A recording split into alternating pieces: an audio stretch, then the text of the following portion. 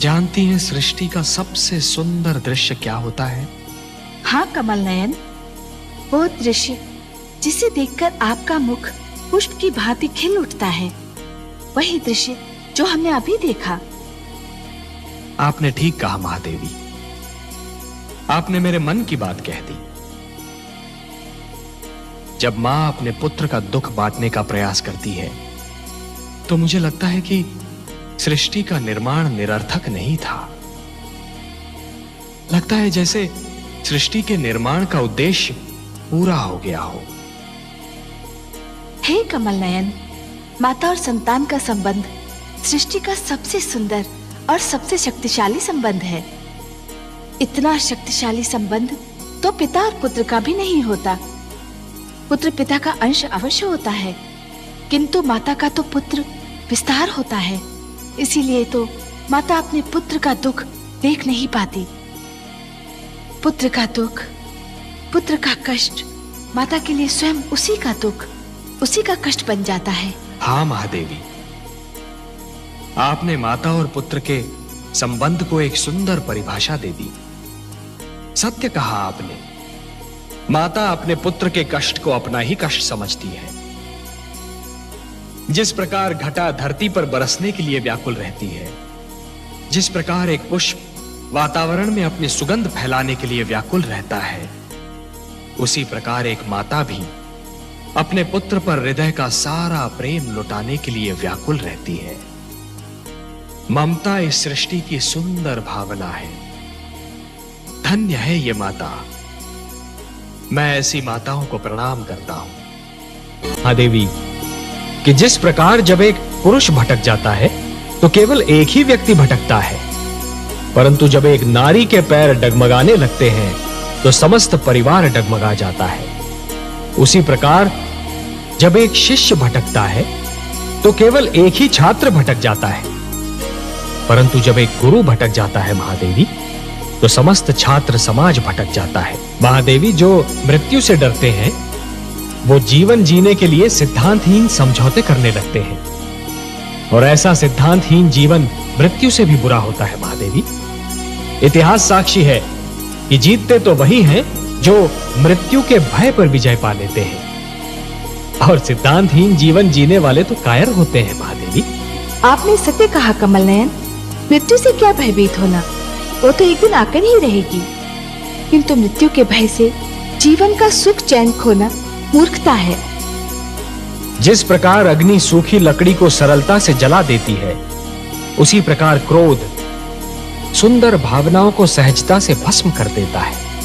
वो मेरे विरोधी है, इसलिए मेरा विरोध करने की धुन में वो विवेक तो क्या स्वयं को भी भूल गए हैं। मेरा विरोध करने की भावना उनकी विद्वत्ता पर भारी पड़ चुकी है महादेवी, और अब दैत्य गुरु शुक्राचार्य कोई भी सीमा पार कर सकते हैं। आश्चर्य है, क्या दैत्य गुरु शुक्राचार्य ये भी नहीं जानते कि सीमा से अधिक विरोध अपने ही दुख का कारण बन जाता है? नहीं जानते महादेवी, दुर्भाग्य से वो इस सत्य को नहीं जानते, पर अतिशीघ्र जान जाएंगे। जिस प्रकार चरित्र की हानि धन की हानि से अधिक बड़ी दुर्घटना होती है, उसी प्रकार देवत्व का अपमान देवताओं के अपमान से अधिक बड़ी दुर्घटना है। महादेवी, दो पक्षों में संधि का टूटना एक श्रृंखला के टूटने के समान होता है। एक कड़ी टूट जाती है तो कड़ी पर कड़ी टूटने लगती है। महादेवी, मोती जिस डोर में पिरोए हुए होते हैं, यदि वो डोर ही टूट जाए तो सारे के सारे मोती भूमि पर बिखर जाते हैं, और इन बिखरे हुए मोतियों को दोबारा समेटना और फिर से उसी डोर में पिरोना ये सरल कार्य नहीं होता महादेवी। जानती हूँ कमल नयन, बसी बसाई नगरी को उजाड़ना सरल कार्य होता है, उसी नगरी को फिर से बसाना बहुत कठिन होता है। वर्ष और पीढ़ियां बीत जाती हैं उसे बसाने में। सत्य कहा महादेवी, समझौते का तोड़ना सदैव शत्रुता को जन्म देता है, और शत्रुता एक ऐसा विषैला पौधा है जिस पर केवल द्वेष के पुष्प और संदेह के कांटे ही उगते हैं, और ये द्वेष और संदेह कई पीढ़ियों तक अपना रंग दिखाते रहते हैं। पर ये जान लीजिए कि सृष्टि की हर वस्तु किसी न किसी सीमा में बंधी हुई है। इच्छा हो ईर्ष्या हो, क्रोध हो, कोई भी भावना हो, उसकी अपनी सीमा होती है।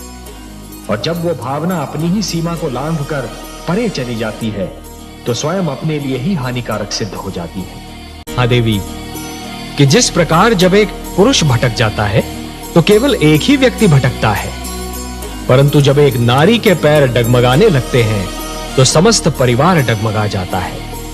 उसी प्रकार जब एक शिष्य भटकता है तो केवल एक ही छात्र भटक जाता है, परंतु जब एक गुरु भटक जाता है महादेवी, तो समस्त छात्र समाज भटक जाता है। महादेवी, जो मृत्यु से डरते हैं वो जीवन जीने के लिए सिद्धांतहीन समझौते करने लगते हैं, और ऐसा सिद्धांतहीन जीवन मृत्यु से भी बुरा होता है महादेवी।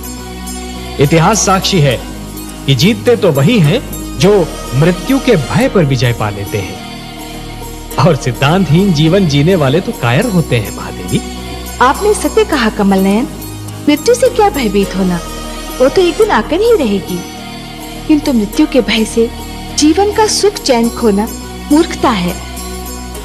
जिस प्रकार अग्नि सूखी लकड़ी को सरलता से जला देती है, उसी प्रकार क्रोध सुंदर भावनाओं को सहजता से भस्म कर देता है। वो मेरे विरोधी है, इसलिए मेरा विरोध करने की धुन में वो विवेक तो क्या स्वयं को भी भूल गए हैं। मेरा विरोध करने की भावना उनकी विद्वत्ता पर भारी पड़ चुकी है महादेवी, और अब दैत्य गुरु शुक्राचार्य कोई भी सीमा पार कर सकते हैं। आश्चर्य है, क्या दैत्य गुरु शुक्राचार्य ये भी नहीं जानते कि सीमा से अधिक विरोध अपने ही दुख का कारण बन जाता है? नहीं जानते महादेवी, दुर्भाग्य से वो इस सत्य को नहीं जानते, पर अतिशीघ्र जान जाएंगे। महादेवी, जिसके मन में खोट नहीं होती वो स्वयं को भी सच्चा समझता है और दूसरों को भी, और जिसे अपनी भूल का विस्मरण होता है उसे उसका दंड अवश्य मिलता है। इतिहास रचा ही इसलिए जाता है महादेवी कि आने वाली पीढ़ियां ये देख सकें कि उनके पहले की पीढ़ियों ने क्या भूल की, और वो उस भूल को ना दोहराएं। यदि दोहराती हैं तो दंड पाती हैं, दुख झेलती हैं। हे महादेवी, उपवन के भाग्य में वसंत का सुख सदैव नहीं होता, उसे पतझड़ का दुख भी झेलना पड़ता है। उसी प्रकार जीवन में भी मिलन का आनंद सदा के लिए नहीं छाया रहता देवी, वियोग की घड़ियां भी आती हैं। महादेवी, जिस प्रकार बिच्छू को यह ज्ञान नहीं होता कि उसका डंक केवल किसी और को नहीं स्वयं उसे भी चुभ सकता है, उसी प्रकार एक दुष्कर्मी को भी यह ज्ञान नहीं होता कि उसका दुष्कर्म स्वयं उसे भी हानि पहुंचा सकता है। महादेवी, एक ही डाली पर खिले दो पुष्पों में से एक को स्थान मिलता है देवता के चरणों में, तो दूसरे को अर्थी पर। एक ही मेघ की गोद से निकली दो बूंदें, एक मोती बन जाती है तो दूसरी अंगारे पर गिरकर भस्म हो जाती है। यह सब फल होता है इस सत्य का कि किसे कैसी संगत मिलती है। सत्य कहा आपने महादेवी। यदि रोने वाले के साथ कोई रो दे तो वो व्यक्ति श्रेष्ठ कहलाता है महादेवी, महान कहलाता है। दूसरों के दुख को अपना दुख तो केवल वही व्यक्ति समझ सकता है